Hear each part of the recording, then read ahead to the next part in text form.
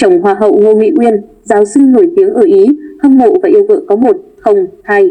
Giáo sư Marco Cassini nói hầu như không nhận trả lời phỏng vấn về đời tư nhưng muốn chia sẻ tình cảm dành cho vợ, Hoa hậu Ngô Mỹ Uyên nhân Ngày Phụ nữ Việt Nam.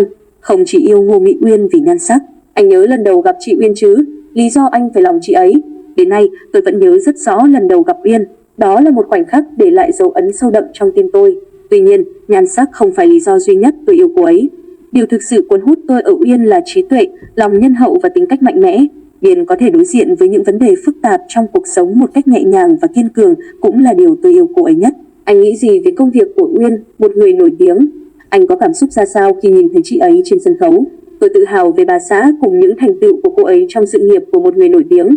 Ngắm nhìn Uyên trên sân khấu, chứng kiến đam mê và sự chuyên nghiệp của cô ấy, tôi rất hạnh phúc. Thấy vợ vui khi làm những điều mình thích cũng khiến tôi ấm lòng. Không ít người ngại kết hôn với người nổi tiếng vì những lý do như không có nhiều thời gian cho gia đình, không dễ sẵn sàng cho cuộc sống làm vợ, làm mẹ, bị công chúng soi mói đời tư. Anh và gia đình trí thức với truyền thống học thuật có định kiến vấn đề này. Chúng tôi chắc chắn chưa bao giờ xem đây là vấn đề. Uyên luôn có cách cân bằng giữa sự nghiệp và cuộc sống gia đình. Cô ấy là người vợ, người mẹ tuyệt vời. Những gì cô ấy đã làm cho gia đình không ai có thể phủ nhận. Khả năng cô ấy dung hòa trách nhiệm nghề nghiệp và trách nhiệm cá nhân thực sự đáng nể. Anh không hài lòng điểm nào ở chị ấy nhất. Uyên quá mạnh mẽ và kiên định, một khi đã quyết định điều gì hầu như không có cách nào thay đổi. Dù vậy, sự bướng bỉnh đó giúp tôi có cơ hội hoàn thiện bản thân cũng như buộc tôi cân nhắc thêm các quan điểm, góc nhìn đa chiều của vấn đề. Cuộc sống của anh thay đổi thế nào từ khi làm cha? Quan điểm của vợ chồng khi nuôi dạy con cái. Tôi gần như hoàn toàn thay đổi kể từ khi làm cha. Tôi bắt đầu xem mỗi khoảnh khắc trong đời mình là cơ hội để chăm sóc con. Sự thay đổi khiến tôi vui và cảm nhận sâu sắc về trách nhiệm. Tôi và bà xã đã phân chia rất tốt nhiệm vụ nuôi dạy con cái. Mỗi người đều dành những gì tuyệt vời nhất cho các con.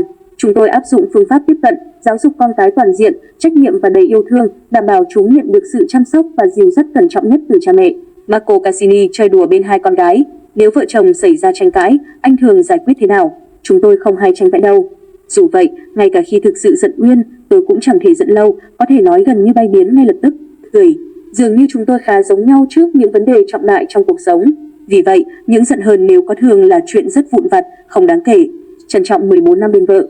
Lịch trình công việc hàng ngày của anh thế nào? Anh dành thời gian cho gia đình và bản thân ra sao? Mỗi ngày, tôi hầu như rất bận, làm việc không ngừng nghỉ ngày đêm. Việc làm chủ thời gian giúp tôi quản lý công việc và cuộc sống tốt hơn. Vợ chồng tôi luôn đảm bảo việc gặp nhau vào buổi sáng, buổi tối và cuối tuần. Ngoài ra, chúng tôi thu xếp thời gian để có nhiều kỳ nghỉ với nhau trong năm. Bí quyết của tôi đơn giản là luôn tập trung cao độ vào bất kể điều gì mình đang làm trước mắt. Tôi và Uyên rất thích cùng nhau đi du lịch, chơi thể thao. Cá nhân tôi thích chơi piano, đam mê nghệ thuật, nhất là phim ảnh. Khoảnh khắc đáng nhớ nhất giữa anh và chị Uyên trong 14 năm bên nhau là gì? Chúng tôi đã chia sẻ với nhau vô số khoảnh khắc đáng nhớ trong 14 năm qua dù với tư cách lứa đôi hay gia đình. Từ những ngày đầu bên Uyên đến một thập kỷ cùng nhau nuôi dạy con cái, mỗi giai đoạn đều đầy ắp trải nghiệm khó quên. Tôi trân trọng những khoảnh khắc thân mật với Uyên lẫn thời gian vui vẻ bên gia đình.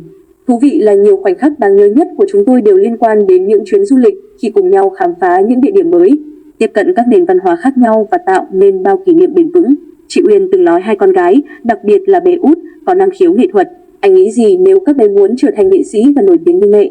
Quả thật, các bé đều sớm thể hiện tài năng đáng kinh ngạc trong các lĩnh vực nghệ thuật, nhất là âm nhạc và hội họa. Tuy nhiên, còn quá sớm để quyết định lộ trình tương lai cụ thể của các con. Các bé cần tiếp tục khám phá sở thích và theo đuổi đam mê. Tôi và Uyên đồng tình rằng các con cần thời gian để phát triển, mài giũa các kỹ năng và nuôi dưỡng đam mê. Các con phải làm những điều mình thật sự yêu thích. Khi làm việc bằng đam mê sẽ không thấy mệt mỏi, điều sẽ đưa các bé tới thành công trong cuộc sống. Tôi hy vọng sẽ hỗ trợ các con bằng mọi cách có thể mà không phải kiêng dè điều gì. Mục tiêu của vợ chồng tôi là ươm mầm tài năng và chứng kiến các con phát triển trên bất kỳ con đường nào mà chúng lựa chọn. Anh có thường đến Việt Nam không? Anh nghĩ gì về quê vợ?